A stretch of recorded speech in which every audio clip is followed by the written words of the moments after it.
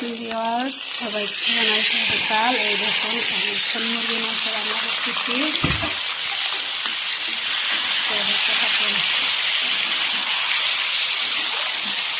আমার বড়দের বায়না দিচ্ছে মুরগি মাংস খাবে।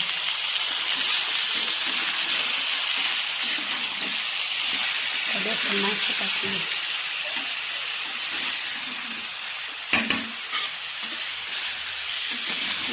সুন্দর হবো। কষানোর পরে জাস্ট কালারটা আরো আসবো কষানোর পরে। কি হয়েছে বাবা? পাপা